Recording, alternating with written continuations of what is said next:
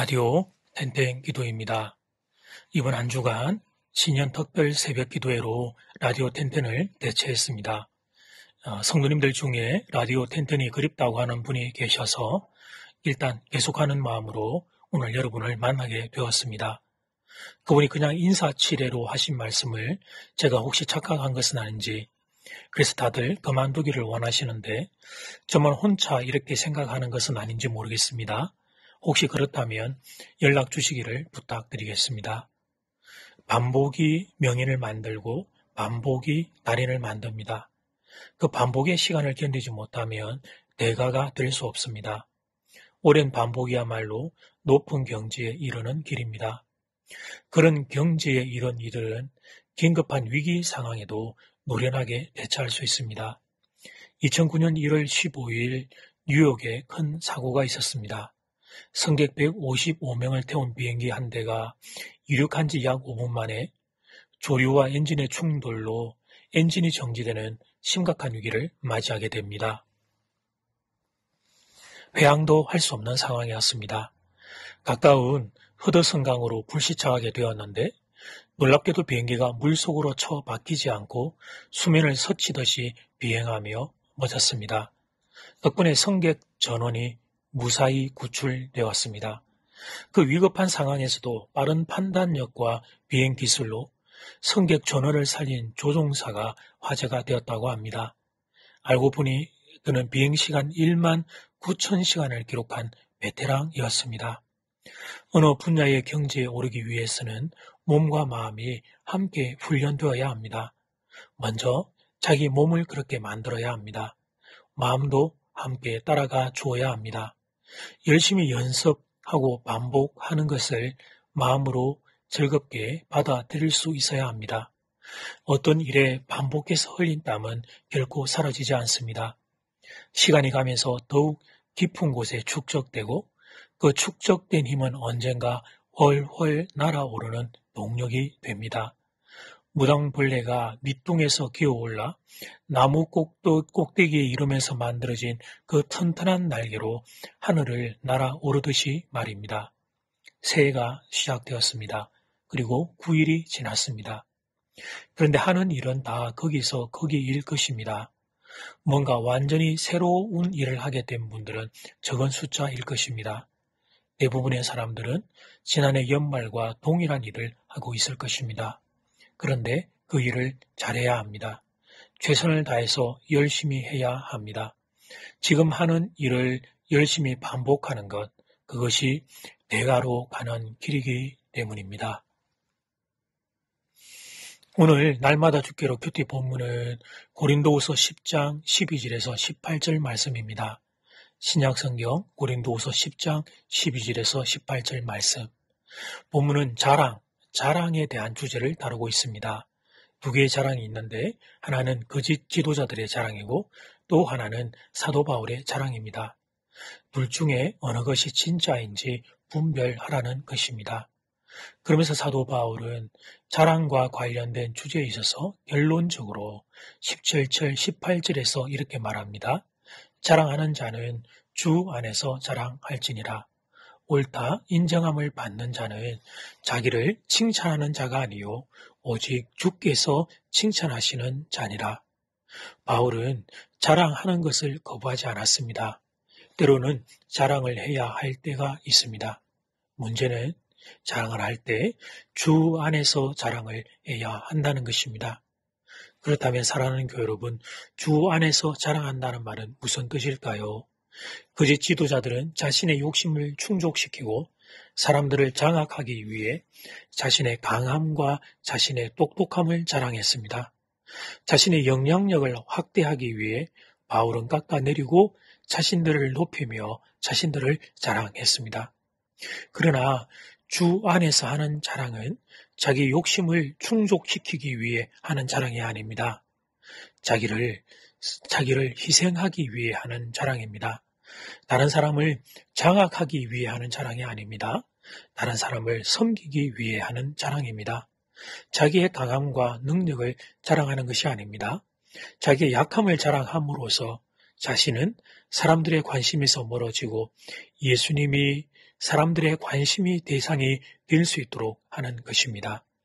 바울이 자랑한 목록들이 고린도후서 11장 23절에서 33절 말씀에 소개되어 있습니다. 이 자랑의 목록들은 거짓 기도자들이 보기에는 형편없는 것들이었습니다. 바울이 힘이 없어서 옥에 갇힌 것, 매를 수 없이 맞고 여러 번 죽을 뻔한 것, 3번 태장으로 맞고 1번 돌로 맞고 배를 타고 가다가 3번 파선해서 일주일 동안 바다에 갇혀 지낸 것, 줄이고 목마른 것, 이런 것들을 자랑했습니다. 마침내 바울은 고린도후서 11장 30절에서 이렇게 말합니다. 내가 부득불 자랑할진대 내가 약한 것을 자랑하리라. 바울은 사람들이 부끄러워서 감추고 싶어하는 것들을 자랑했습니다. 바울이 이런 것들을 자랑한 것은 자기 자신은 드러나지 않고 오직 예수님만 드러나게 하기 위함이었습니다. 바울은 그만큼 예수님이 좋았던 것입니다. 바울은 그만큼 예수님이 자랑스러웠던 것입니다. 바울은 거짓 지도자들처럼 자기의 잘난 것을 드러내고 스스로 자신을 칭찬하는 자는 하나님으로부터 옳다 인정함을 받는 자가 아니라고 결론 내립니다. 하나님께 옳다 인정함을 받는 자는 하나님을 높여드리는 사람들입니다. 나는 무익한 종임을 고백하고 나의 연약함 가운데 일하시는 주님을 높여드리는 사람입니다. 하나님은 그런 사람을 보고 옳다, 너는 옳은 사람이다, 그렇게 인정해 주십니다. 그런데 사랑하는 교회 여러분, 그렇게 살려면 보통 내공이 필요한 것이 아닙니다. 이 세상은 자기를 자랑하고 자기를 피하라고 자기를 주장하는 세상이기 때문입니다. 바보처럼 가만히 있다가는 한마디 말도 못할 수 있습니다. 그런데 이런 세상에서 나의 약함을 자랑한다는 것은 결코 쉬운 일이 아닙니다. 잘못하면 사람들에게 무시당할 수 있기 때문입니다. 그러나 너무 걱정하지 마십시오. 세상은 여러분을 보고 뭐라고 말할지 모르지만 주님은 여러분을 보고 옳다, 네가 바로 옳은 사람이라고 인정하며 칭찬해 주실 것입니다. 나를 낮추고 주님을 높이는 여러분의 그 마음을, 선한 마음을 주님이 다 보고 계십니다. 다 알고 계십니다. 그러기에 그 주님이 선하게 갚아주실 것입니다. 이 사실이, 오늘 말씀의 이 사실이 성도로서 이 땅을 살아가는 여러분 모두에게 위로가 되고 격려가 되기를 주님의 이름으로 축복합니다. 이제 첫 번째 기도 시간입니다. 받은 말씀과 개인 기도 제목을 가지고 함께 기도하는 시간입니다. 이 시간 다 함께 마음을 모아 주님 앞으로 나아가겠습니다.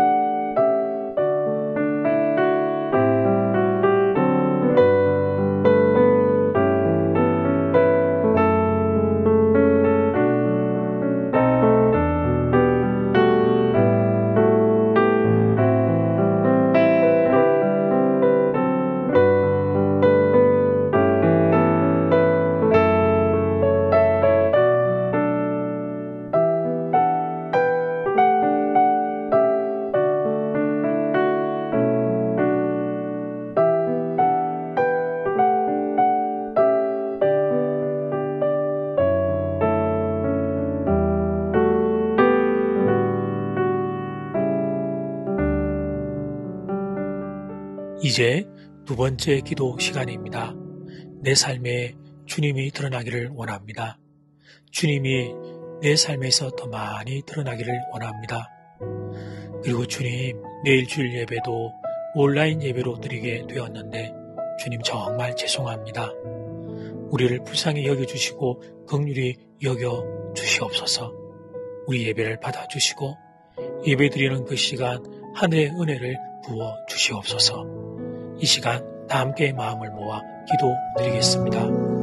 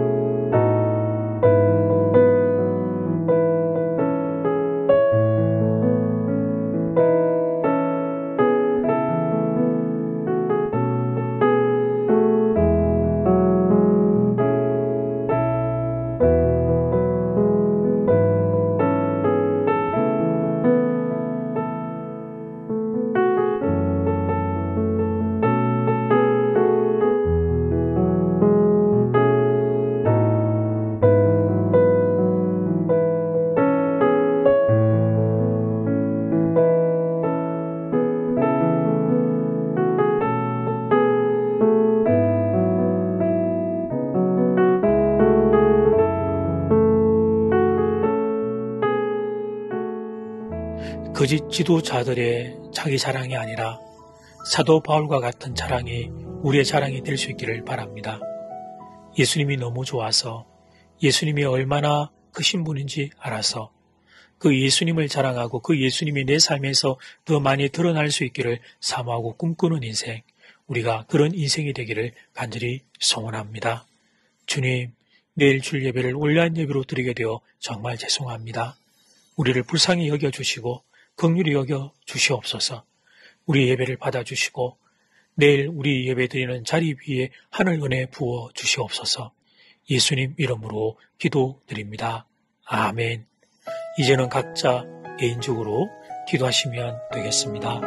평안한 밤 되십시오.